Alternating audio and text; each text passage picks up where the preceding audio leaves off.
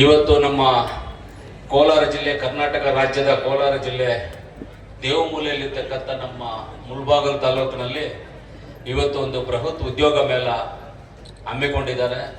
ನಮ್ಮ ತಾಲೂಕಿನ ನಾಯಕರಾದಂಥ ನಮ್ಮ ಆದಿನಾರಾಯಣ ಅವರಿಗೆ ಮೊದಲನೇದಾಗಿ ನಾವು ಧನ್ಯವಾದಗಳನ್ನು ಹೇಳಬೇಕು ಈ ಕಾರ್ಯಕ್ರಮವನ್ನು ಹಮ್ಮಿಕೊಂಡಿದ್ದಕ್ಕೆ. ಎರಡನೇದಾಗಿ ಇವತ್ತು ಇಂಥ ಒಂದು ಒಳ್ಳೆ ಕಾರ್ಯಕ್ರಮ, ಈ ಕಾರ್ಯಕ್ರಮಕ್ಕೆ ನಮ್ಮ ಪಾರ್ಲಿಮೆಂಟ್ ಕ್ಯಾಂಡಿಡೇಟ್ ಆದಂಥ ಕೆ.ವಿ. ಗೌತಮ್ ರವರು ಆಗಮಿಸಿದ್ದಾರೆ. ಅವ್ರಿಗೂ ನಾನು ಧನ್ಯವಾದಗಳು ಹೇಳ್ತೀನಿ. ಯಾಕಂದ್ರೆ ನಾವು ಆಸಕ್ತಿ ತಿಳ್ಕೋಬೇಕು. ಇವಾಗ ಕೆ.ವಿ. ಗೌತಮ್ ಅವರು ನಮ್ಮ ಪಾರ್ಲಿಮೆಂಟ್ ಎಲೆಕ್ಷನ್ ಸೋತ ಮೇಲೆ ಅವರು ಊರಲ್ಲಿ ಏನು ಕುತ್ಕೊಂಡಿಲ್ಲ, ಅವ್ರ ಮನೆಯಲ್ಲಿ ಕುತ್ಕೊಂಡಿಲ್ಲ. ಅವರು ಯಾವುದೇ ಕಾರ್ಯಕ್ರಮಕ್ಕೆ ಬಂದ್ರೆ ಜನಗಳ ಪರವಾಗಿ ನಾನು ಇದ್ದೀನಿ, ಒಬ್ಬ ಕ್ಯಾಂಡಿಡೇಟ್, ನಾನು ಜನಗಳಲ್ಲಿ ಆ ಮತದಾರರಲ್ಲಿ ಆ ಮಕ್ಕಳಲ್ಲಿ ನಾನು ಒಂದು ಮಗುವಾಗಿ ಇರ್ತೀನಿ ಅಂತ ಅವರು ಬಂದಿದ್ದಾರೆ. ಅವ್ರಿಗೆ ಇನ್ನ ಹೆಚ್ಚಿಗೆಯಾಗಿ ತಾಲೂಕಿನ ಪರವಾಗಿ ಅವರಿಗೆ ಧನ್ಯವಾದಗಳನ್ನು ತಿಳಿಸ್ತೀವಿ. ಅದೇ ರೀತಿಯಲ್ಲಿ ನಮ್ಮ ಬ್ಲಾಕ್ ಕಾಂಗ್ರೆಸ್ ಅಧ್ಯಕ್ಷರು ಅಮಾನನ್ನ ಇದ್ದಾರೆ. ಅಮಾನನ್ನ ಬಿಟ್ಟು ನಮ್ಮ ನೀಲಕಂಠನ್ ಅವರು ನಮ್ಮ ಬ್ಲಾಕ್ ಕಾಂಗ್ರೆಸ್ ಅಧ್ಯಕ್ಷರೇ, ಇನ್ನ ಅವರೇ ಅಧ್ಯಕ್ಷರನ್ನ ಬೇರೆ ಯಾರು ಮಾಡಿಲ್ಲ, ಇನ್ನ ಅವರೇ ಅಧ್ಯಕ್ಷರು. ಅವರಿಬ್ಬರು ಬ್ಲಾಕ್ ಕಾಂಗ್ರೆಸ್ ಅಧ್ಯಕ್ಷರನ್ನ ಇದು ಮಾಡ್ಕೊಳ್ತಾ, ಅದೇ ರೀತಿಯಲ್ಲಿ ನಮ್ಮ ಹಿರಿಯರಾದಂಥ ರಾಮಲಿಂಗಾರೆಡ್ಡಿ ಅವರು, ಕಾರ್ಗಿಲ್ ವೆಂಕಟೇಶ್ ಅವರು, ಹಾಗೆ ನಮ್ಮ ಹಾಲಂಗೂರು ಶಿವಣ್ಣ ಅವರು ಹೋಗಿ ನೋಡ್ಕೊಂಡು ಬರ್ತೀನಿ ಅಂತ ಹೊರಗಡೆ ಹೋಗಿದ್ದಾರೆ. ಅದೇ ನಮ್ಮ ರಾಜಪ್ಪನವರು, ವೆಂಕಟರಾಮಣ್ಣವರು, ಹಾಗೆ ನಮ್ಮ ಆರ್ ರಾಜೇಂದ್ರ ಗೌಡರು, ನಮ್ಮ ಚಿಕ್ಕಪ್ಪನವರು, ನಮ್ಮ ಇಂಪಾರ್ಟೆಂಟ್ ಲೀಡರ್ ಆದಂಥ ಗುಜನಹಳ್ಳಿ ಮಂಜಣ್ಣನವರು, ಕರೆಕ್ಟನಾ? Correct, important leader.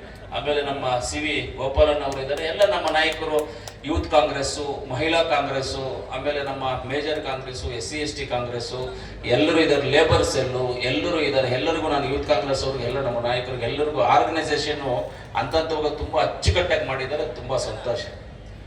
ಒಂದು ಲೆಕ್ಕದಲ್ಲಿ ಹೇಳ್ಬೇಕಂದ್ರೆ ಈ ಉದ್ಯೋಗ ಮೇಳ ಕೋಲಾರಲ್ಲಿ ನಡಿಬೇಕಾಗಿದ್ದಂಥ ಒಂದು ಉದ್ಯೋಗ ಮೇಳ ಇದೆ. ನಾನು ಮಾಡಬೇಕು ಅಂತ ಇದ್ದ ಒಂದು ಉದ್ಯೋಗ ಮೇಳ ಇದೆ. ಅವಾಗ ಹೇಳಿದೆ, ಅವರು ಬಂದಿದ್ದು ಎಲ್ಲ ಮಾತಾಡಿದಾಗ, ನೀವು ಆದಿನಾರಾಯಣ ಅವ್ರನ್ನ ಮೀಟ್ ಮಾಡಿ, ನಾವು ಹೇಳ್ತೀವಿ ಮುಳಬಾಗಿಲಲ್ಲಿ ಮಾಡಿ, ಆಮೇಲೆ ಬೇಕಾದ್ರೆ ಕೋಲಾರ. ಯಾಕಂದ್ರೆ ಇವಾಗ ಇಲ್ಲಿ ಏನು ಕಂಪ್ನಿಗಳು ಬಂದಿದೆಯೋ ಎಲ್ಲ ಕಂಪ್ನಿಗಳು ಬಂದು ಇಲ್ಲಿರುವಂಥದ್ರಲ್ಲಿ ಮೇಜರ್ ಕಂಪ್ನಿ ಎಲ್ಲ ಬಂದ್ಬಿಟ್ಟು ನಮ್ಮ ಕಾನ್ಸ್ಟೆನ್ಸಿನಲ್ಲಿ ಇರೋದು, ಕೋಲಾರ ತಾಲೂಕಲ್ಲಿ ಇರೋದು ಎಲ್ಲ ಹೋಂಡಾ ಕಂಪ್ನಿ ಒಂದು ಬಿಟ್ರೆ ಇನ್ನು ಮಿಕ್ಕಿದ್ದು ಎಲ್ಲ ಬಂದ್ಬಿಟ್ಟು ನಮ್ಮ ಕೋಲಾರ ಕಾನ್ಸ್ಟೆನ್ಸಿಲಿ ಇರೋದು. ಪ್ಲಸ್ ಹೋಂಡಾ ಕಂಪ್ನಿ ಮಾಲೂರು ತಾಲೂಕಲ್ಲಿ ಇದೆ. ಮಾಲೂರು ಅಂದ್ರೆ ನಮ್ಮ ಹತ್ರನೇ ಇರೋದು, ಆದ್ರೆ ತಾಲೂಕದು ಲೆಕ್ಕ ಮಾಲೂರು. ಆದ್ರೂ ಯಾರೇ ಕೆಲಸಗಳು ಕೇಳಿದ್ರು ಬೇಕಾದಷ್ಟು ಜನಕ್ಕೆ ನಾನು ಕೆಲಸವನ್ನು ಈಸ್ಕೊಟ್ಟಿದ್ದು. ಇವತ್ತು ಇಷ್ಟು ಜನಕ್ಕೆ ಕೆಲಸ ಇಲ್ಲಿ ನಮ್ಮ ಮುಳಬಾಗಿಲು ತಾಲೂಕಲ್ಲಿ ಮಾಡಬೇಕು ಅಂತ ಏನಕ್ಕೆ ಉದ್ದೇಶ ಮಾಡಿದ್ರು ಅಂದ್ರೆ, ಇದು ಗಡಿ ಭಾಗದಲ್ಲಿ ಇರ್ತಕ್ಕಂಥದ್ದು.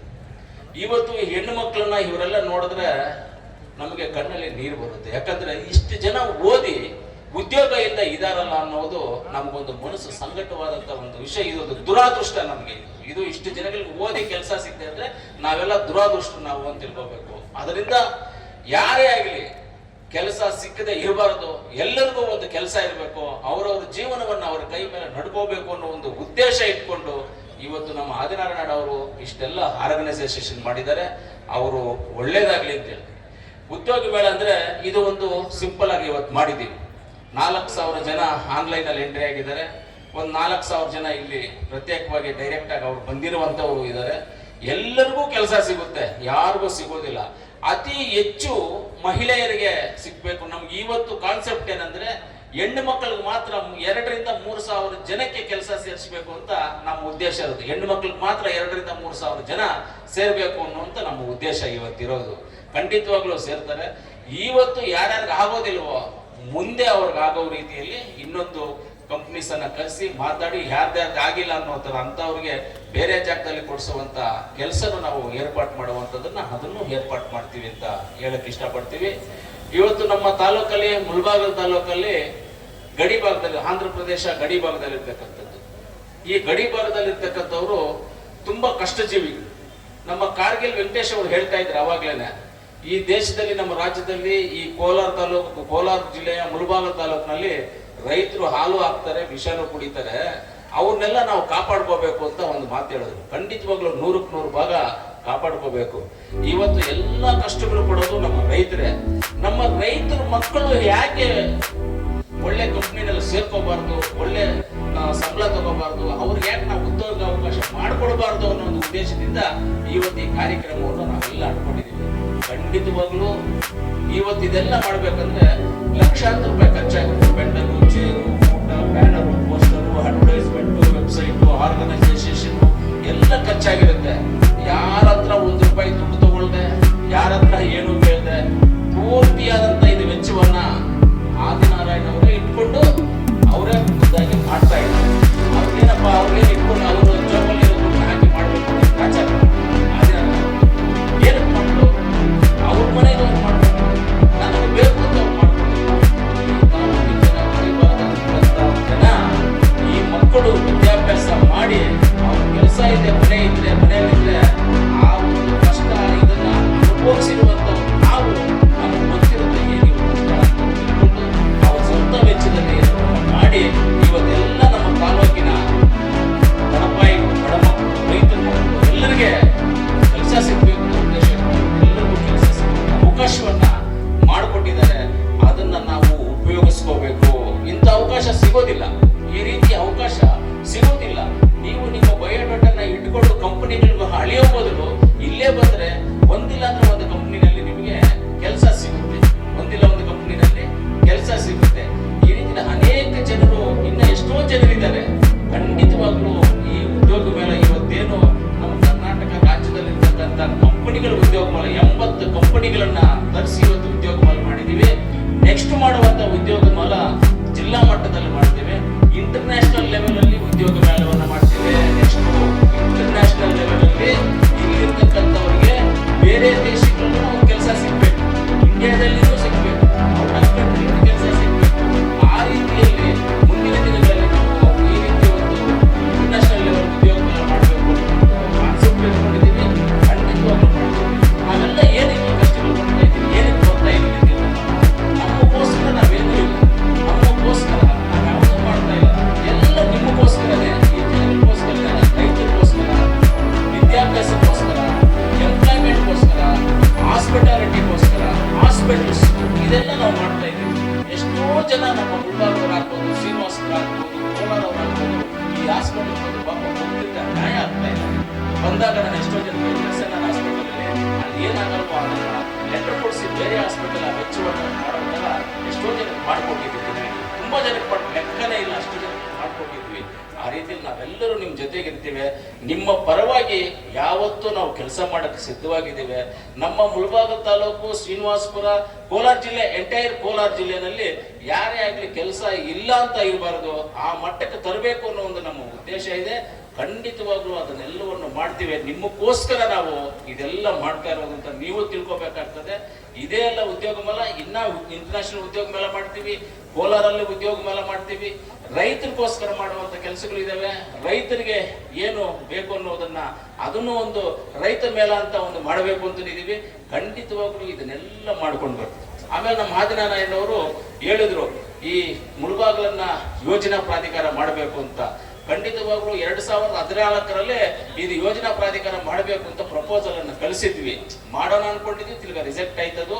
ತಿರ್ಗಾ ಯೋಜನಾ ಪ್ರಾಧಿಕಾರ ಇವತ್ತು ಮಾಡ್ಬೇಕಂದ್ರೆ ನಮ್ಮ ಜಿಲ್ಲಾ ಉಸ್ತುವಾರಿ ಮಂತ್ರಿಗಳಂತ ಸುರೇಶಣ್ಣ ಅವರೇ ಮಾಡಬೇಕು. ಖಂಡಿತವಾಗ್ಲೂ ಯೋಜನಾ ಪ್ರಾಧಿಕಾರವನ್ನ ಮಾಡುವಂತ ಜವಾಬ್ದಾರಿ ನಾವು ತಗೊಂಡು ನಾವು ಮಾಡ್ಕೊಡ್ತೇವೆ.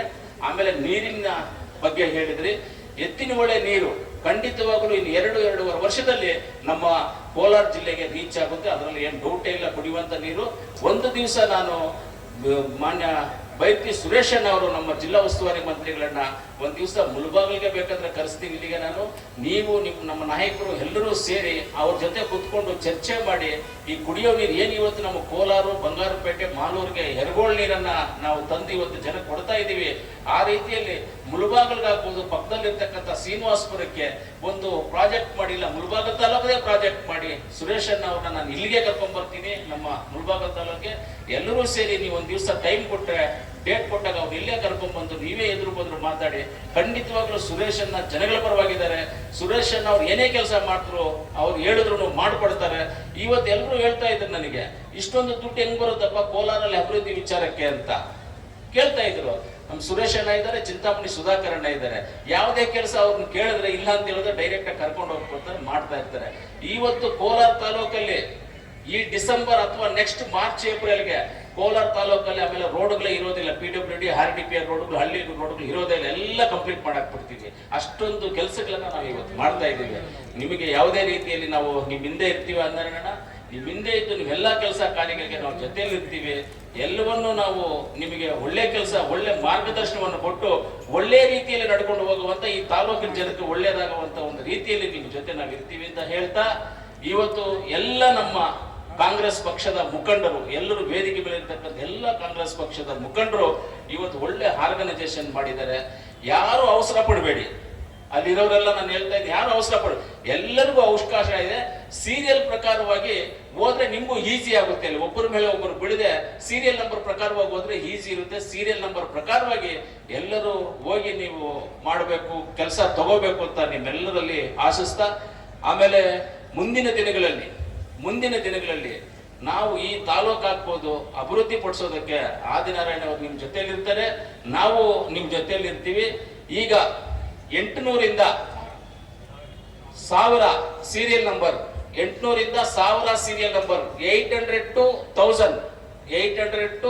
1000 ಸೀರಿಯಲ್ ನಂಬರ್ ಎಲ್ಲ ಒಳಗಡೆ ಹೋಗ್ಬೇಕು ಅಂತ ಕೇಳ್ಕೊಳ್ತಾ ಇರ್ತೀವಿ ನಾವು. ಆ ರೀತಿಯಲ್ಲಿ ಅನೇಕ ಜನಗಳಿಗೆ ಉಪಯೋಗವಾಗುವಂತ ಕೆಲಸವನ್ನು ಆಗ್ತಾ ಇದೆ. ನೋಡಿ, ಹುಡುಗರೆಲ್ಲ ಟಕ 800ರಿಂದ 1000 ಅಂದಿದ ತಕ್ಷಣ ಓಡ್ತಾವ್ರೆ ಎಲ್ಲರೂ. ಹೋಗ್ರಿ, ನಿಮ್ ಕೆಲಸ ಸಿಗ್ಬೇಕು.